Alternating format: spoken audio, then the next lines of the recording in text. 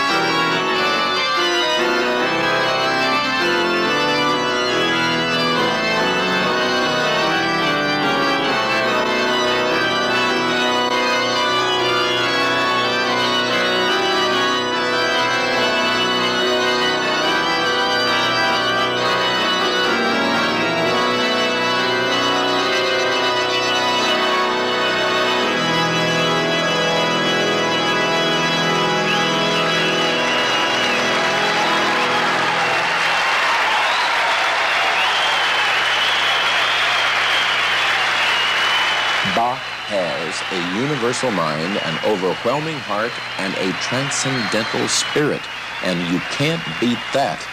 Once you've had a view of Bach, you never again will be the same.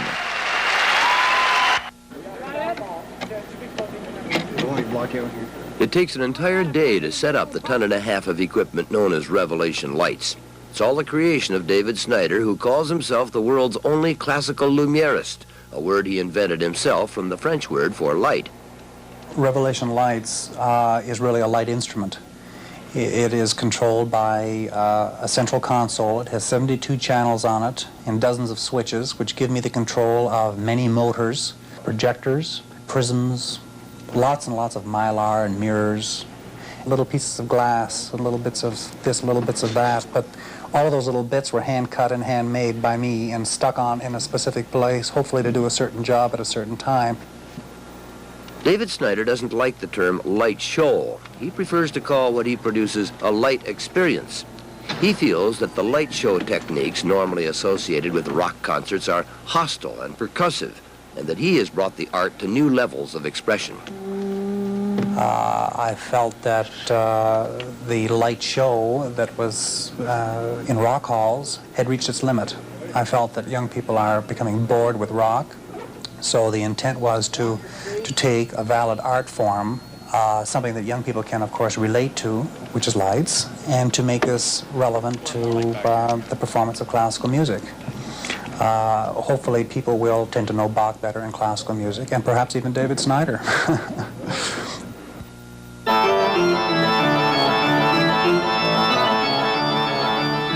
The timing element of what I do is very important, because if I lag, if I am too slow, then it gives the person that is watching the idea that I am following up a sound that Virgil Fox is making, and I don't like to give this impression. I like to be right along with him because it is a simultaneous performance. Everything that happens on that screen is a further enunciation of what the music is doing. You see, Bach is the one composer that can take any amount of color and any amount of shape and exaggeration, if you please, of the enunciation. He is a cathedral builder in sound.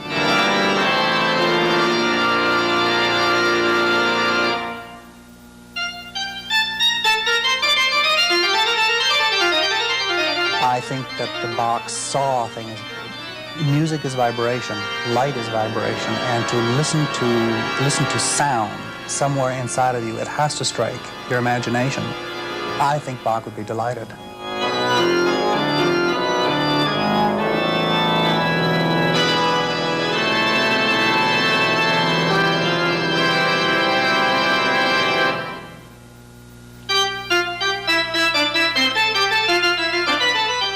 There is a plan, you see, where we would like to get smell and taste and touch involved in what we do with the sight and the hearing.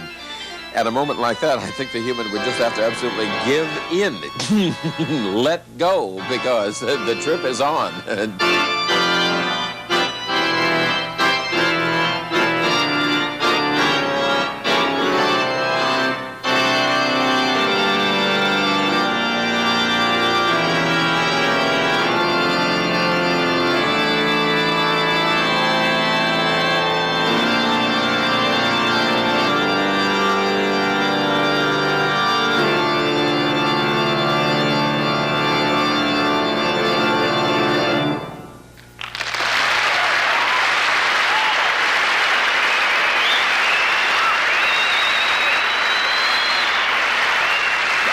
Open warfare with a gang of creeps who call themselves purists. You want to know who they are?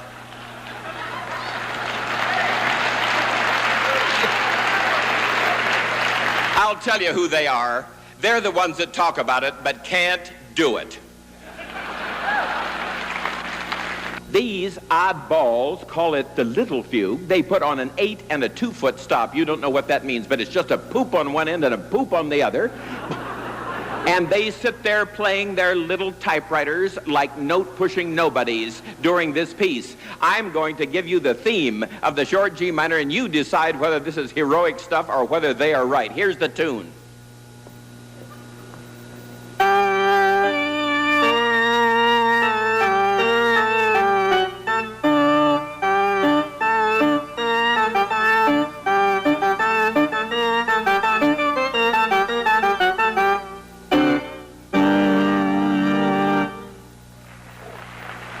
As if all the music in the world could possibly be lined up on this side, and then Bach, the greatest composer of all, stuck over here in some kind of a glass case in a museum under dust next to a comb that some dead queen wore in her hair 3,000 years ago.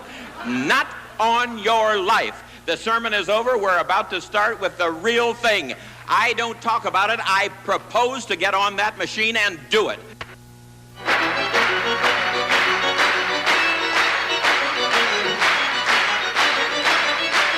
You see, the purists are a gang of absolute creeps who hide behind their little squeaky conversations about the limitations of 200 years ago.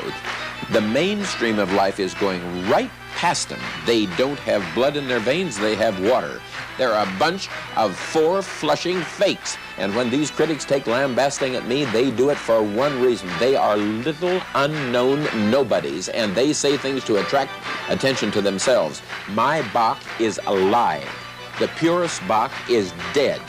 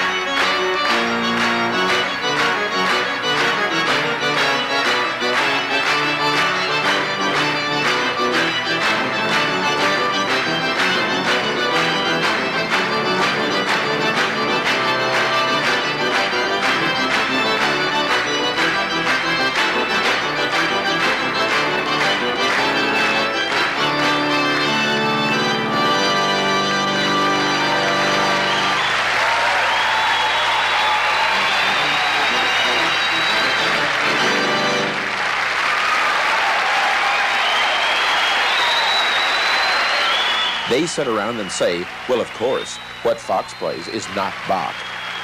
They are 100% in error. I make it exactly as Bach wrote it, and I give it color, and I give it gut.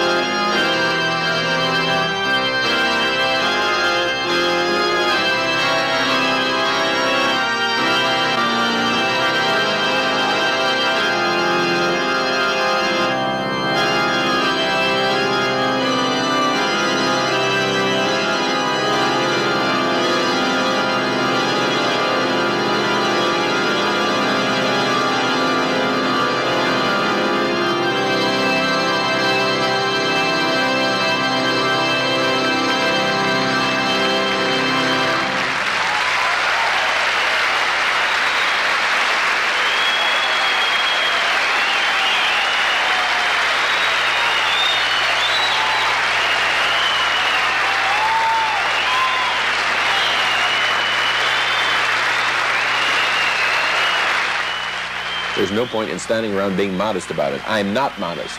I know that I can do the thing that I tell them I'm going to do. And I sit down and jolly well do it. It is a trip, and the difference between my trip and anybody else's is that I come out clean.